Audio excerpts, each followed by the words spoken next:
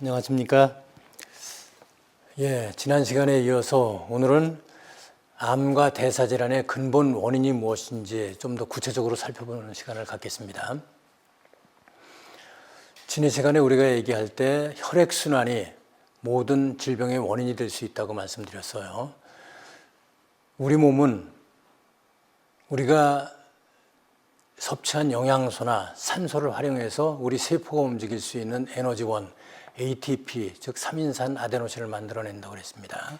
그 3인산 아데노신이 없으면은 우리 몸의 세포들이 움직일 수가 없어요. 예를 들어서 우리가 물에 빠져서 한 3분, 5분 누가 꺼내주지 않으면 우리가 죽습니다. 죽는 건 왜 죽어요?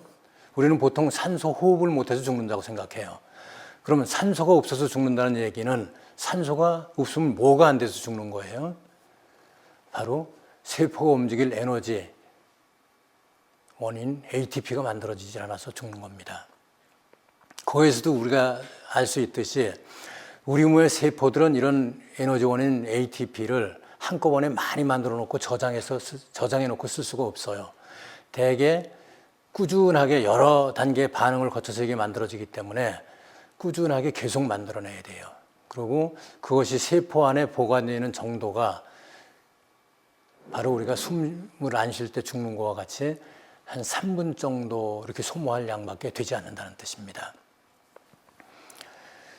그런데 이것이 한번 우리가 생각을 해보면은 우리가 사람이 활동을 할 때도 우리가 음식을 먹고 기운이 나야 활동을 할 수가 있어요. 그런데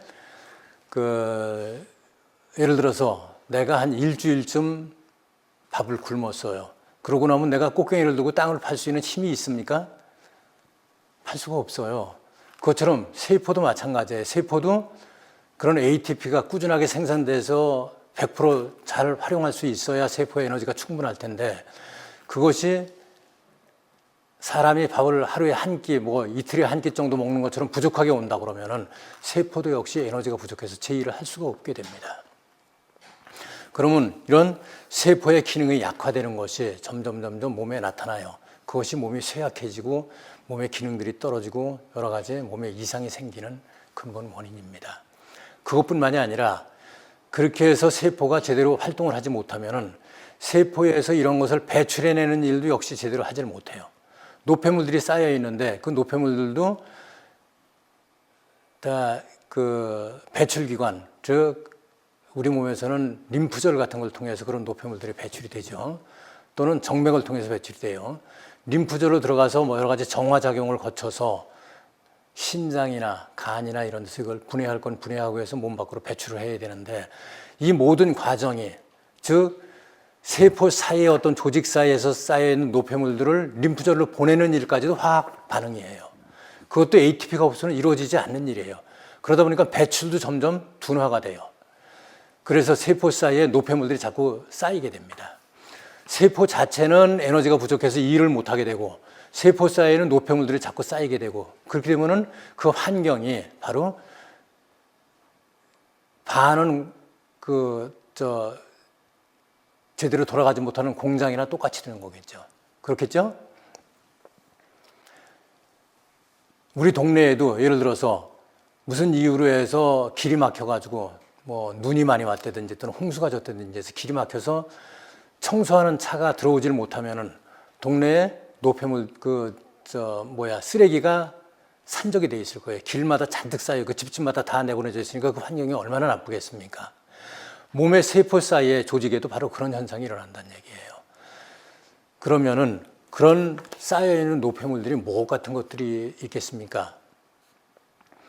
예를 들어서 우리가 신진대사가 이루어지고 나서 남는 대사산물들, 예를 들어서 젖산이나 요산이나 또는 암모니아나 무슨 탄산가스나 이런 것들이 그 조직 사이에 잔뜩 쌓이게 되겠죠. 그 다음에 그거 외에도 우리 몸에는 굉장히 많은 노폐물들이 생겨요.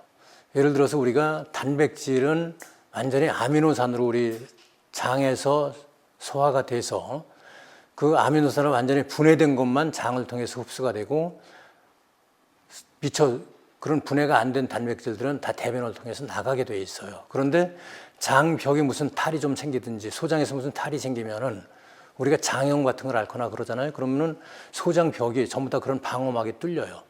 그러면 소화가 안 된 단백질들, 원래는 흡수가 안 되는 단백질들이 그냥 피를 따라서 흡수가 돼요. 근데 그 소화가 안 된 아미노산으로 변화되지 않은 단백질은 몸 안에서는 활용할 수가 없어요. 몸 안에 들어가면 그런 것들은 그냥 쓰레기로 남습니다. 그런 미소화된 단백질도 굉장히 몸 안에 많이 들어와요. 예를 들어서 우리가 뭐 텔레비에 어떤 프로그램들 음식을 많이 먹는 그런 대회 같은 것도 하고 그러는 걸 보는데 우리가 정상적으로 필요한 양의 보통 몇 배를 우리 몸에다 집어넣게 되면은 그런 것들이 일부는 그렇게 소화 안 된 상태로도 몸 안으로 막 들어가게 돼요. 그 다음에 또 우리 몸에는 세포들이 일정한 수명을 가지고 살게 됩니다. 예를 들어서 우리의 피부세포 같은 건 보통 한 28일 정도가 되면은 새 세포로 교체가 된다고 알고 있어요. 또 근육세포들도 보통 100일에서 120일 정도 되면은 거의 다 새 세포로 교체가 됩니다.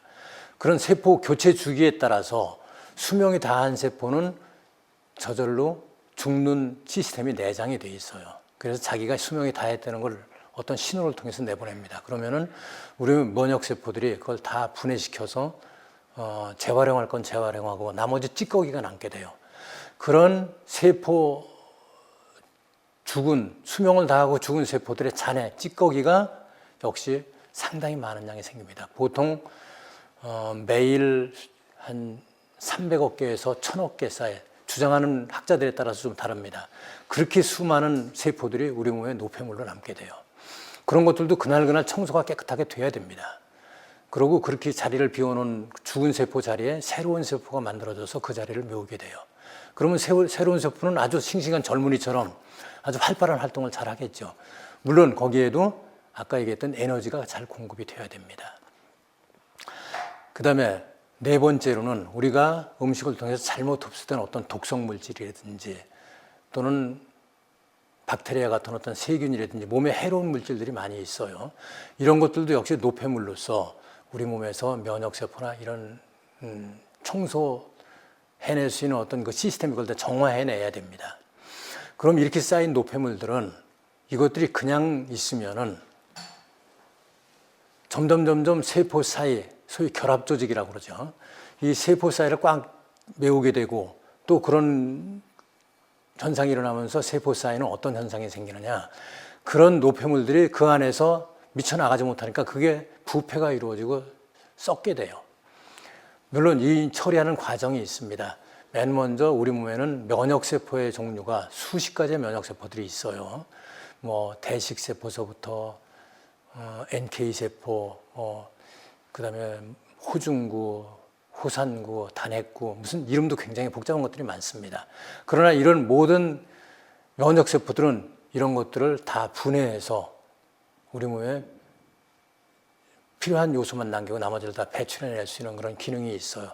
그러나 이것이 어느 정도 처리할 수 있는 한계를 넘어서게 되면은 그 다음에 여러 가지 도움을 받게 되는데 우리 몸은 첫 번째로 우리 몸의 노화의 주범이라고 우리가 알고 있는 활성산소 같은 거에 도움도 받게 됩니다. 보통 활성산소들은 우리가 호흡해서 활용하는 산소의 95%는 아까 얘기했던 포도당과 결합을 해서 에너지원인 ATP를 만드는 데 사용이 됩니다. 그러나 약 한 4에서 5% 정도가 바로 활성산소로 바뀌면서 몸에 청소작용을 하는 게 활성산소의 주된 임무입니다. 뭐 몸을 노화시키고 일부러 우리 몸을 해치기 위해서 우리 몸이 활성산소를 만들어내지는 않습니다. 그 다음에 이 활성산소 외에도 우리 몸에 담즙이나 또는 췌장에서 나오는 췌장액이 있어요. 중탄산소다 같은 겁니다. 이런 것들은 원래 우리 몸의 산성도를 맞추기 위해서 이것이 생산이 되고 또 그 장관을 통해서 우리 몸의 산구배, 즉 산성도가 12지장서부터 나중에 대장까지 쭉 어느 정도 일정한 산성도를 유지해야 됩니다. 그런 걸 중화시키고 제대로 적정도를 맞추기 위해서 이런 중탄산소가 분비가 되는데 하루에 한 2리터 정도 분비가 된다고 그래요. 그런 그 역할을 하고 남은 그런 중탄산소다는 장을 통해서 흡수가 돼서 피를 따라 돌다가 이런 자리가 이런 부패되고 산성화되는 것을 중화시켜주는 역할을 하게 됩니다. 그래서 이런 것들도 역시 우리 몸에서 이런 중화작용, 해독작용을 하게 돼요. 그 다음에 네 번째로 이런저런 것들이 다 안 듣게 되면 몸에 남아있는 어떤 세균 같은 것을 몸에 숨어있는 스텔스 파토젠이라고 있습니다. 소위 평소에는 발현이 안 되고 휴면 상태에 있는 건 세균들이 주변 환경이 이렇게 산성화되고 이런 부패된 물질들이 생기게 되면 그거를 소모해 없애기 위해서 세균들이 거기 가서 번식하기 시작을 합니다. 그래서 소위 몸 안에 염증들이 생기는 거예요. 염증은 바로 우리 몸에 그러한 노폐물들을 정화해내기 위해서 생기는 과정이라고 볼 수 있습니다. 우리가 생활하는 중에 여러 가지 무리한 일을 오래 하고 과로하게 되고 몸에 그런 피로가 오래 축적이 되면 우리가 어떤 현상이 나요? 감기가 걸리거나 몸살이 나죠. 그 몸살이 나면서 우리 몸이 고열로 시달리게 됩니다. 보통 38도, 39도 말이고 오래 시달리는 것이 바로 이런 정화작용의 일환이라고 생각하면 됩니다. 이런 걸 통해서 우리 몸을 다 그렇게 정화해내게 돼 있습니다. 근데 그것이 우리가 정화해낼 수 있는 그런 한계를 넘어서면 어떻게 되느냐? 그 주변의 세포들이 죽어가기 시작을 해요. 우선 세포들은 그 주변 환경이 원래 우리 몸은 그런 세포 주변의 어떤 그 환경을 결합 조직이라고 그러죠. 물로 구성이 돼 있어요. 그런데 그 물 같은 그 어떤 우리 몸의 물로 구성되어 있는 그런 결합 조직들이 산성도는 대개 pH 7.4 정도를 유지하게 돼 있어서 우리 몸에 전해질 평형을 이루고 있습니다. 우리 몸의 전체 전해질 평형이 7.4 정도를 조금 벗어나면은 우리 몸은 전해질 이상으로 바로 이상이 생기고 잘못하면 목숨까지 잃게 돼요. 그런데 그것이 전체적으로 그렇지 않더라도 어느 부위에서 몸의 한 부분에서 이런 것이 아주 심하게 악화되면은 산성도가 한 5에서 6까지 떨어질 정도로 심한 산성화가 됩니다. 그런 것들을 산성혈증이라고 부르죠. 그런 산성화가 되면은 세포벽이 망가지기 시작을 해요. 세포벽이 그 산성에 녹으면서 거기에 쌓여있는 여러 가지 노폐물들이 세포로 역류에 들어가서 세포를 죽이게 됩니다. 세포는 그런 걸 방어하기 위해서 세포 안에서 또는 간에서 콜레스테롤 같은 거를 만들어가지고 세포벽을 자꾸 둘러싸서 보호를 해주게 됩니다. 근데 그런 것들이 너무 지나치게 둘러싸지면 세포는 흡수 자체를 또 못하게 돼요. 이런 악순환이 계속되면서 세포들은 아까 얘기했듯이 한 기능이 상당 부분 떨어지게 되고 10개의 세포 중에서 2개, 3개, 4개, 나중에는 5, 6, 7개까지 아예 기능을 못하고 그 세포 수명이나 겨우 유지할 정도로 그렇게 악화되는 경우가 많이 있습니다. 그래서 소위 우리가 대사질환이 생긴다는 얘기는 우리 몸에 바디버든, 그래서 특히 취약한 분들이 있어요. 어느 분은 젊어서부터 술을 너무 많이 먹어가지고 간이 계속 취약한 상태로 오래 가는 사람이 있습니다. 또 어떤 사람들은 계속 장에 어떤 나쁜 음식을 제대로 관리를 안 하다 보니까 위장이 계속 그 소화를 못 시키고 장이 소화를 못 시켜서 약을 많이 먹다 보면은 그 약에 의해서 또 장이 파괴가 돼요. 그래서 장이 계속 취약한 상태로 있는 사람들이 있습니다. 어떤 사람들은 또 어때요? 담배를 너무 펴가지고 폐가 그렇게 취약한 사람들이 있죠. 그런 취약한 상태가 오래 지속된 장기는 어떻게 되겠어요? 이런 소위 말하는 산성혈증 또 그런 대사질환의 온상이 될 수가 있어요. 그래서 그런 부위부터 대사질환이 생기기 시작을 합니다. 그러니까 누구는 간으로, 누구는 신장으로, 누구는 폐로, 누구는 그것이 뇌로 오겠죠.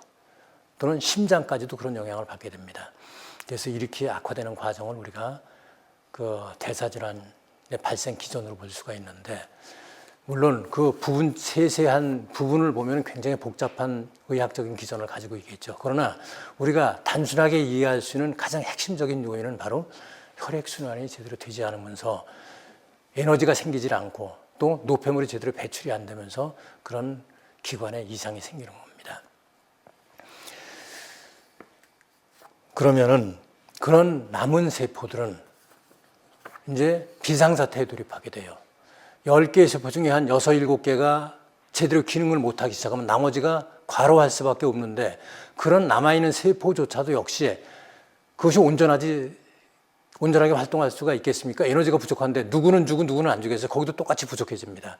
그러면은 이 세포들이 이러다가 나도 다른 세포처럼 죽거나 기능이 떨어지겠구나 하는 상태가 되면은 그 세포들이 비상사태에 돌입을 하게 됩니다. 그 남아있는 세포들이 에너지를 받지 못하니까 그런 문제가 생기는 거예요. 그러니까 산소가 공급이 안 되는 건 그 세포들, 그 조직 사이를 지나가는 모세혈관들이 거의 다 폐색되다시피 했다는 뜻이죠.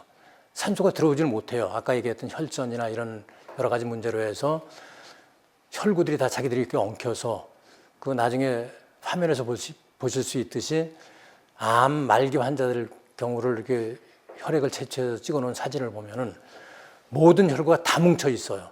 낱개로 돌아다니는 혈구가 없다시피 해요. 그러면 그 남아있는 세포조차도 이미 이제 기력이 다 떨어지게 돼요. 그러면 그 세포들은 비상사태를 선포를 합니다. 내가 산소를 가지고 포도당을 대사해서 에너지를 얻기는 틀렸구나. 그러면은 우리 몸의 비상사태 때, 예를 들어서 100m 달리기를 할 때 급작스레 에너지가 많이 필요할 때는 우리 몸에서는 젖산을 발휘시켜서 젖산으로 포도당을 발휘시켜서 ATP를 얻게 돼요.